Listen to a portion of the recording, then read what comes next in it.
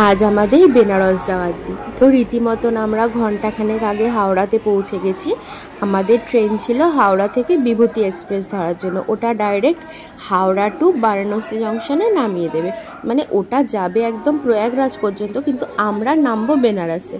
তো রীতিমতো প্রত্যেকের হাতেই একটা করে ট্রলি রয়েছে। আমার বড় একটা নিয়ে নিয়েছে, ওর ছেলেকে সাথে করে নিয়েছে, কারণ ছেলেকেও ছাড়বে না একদম।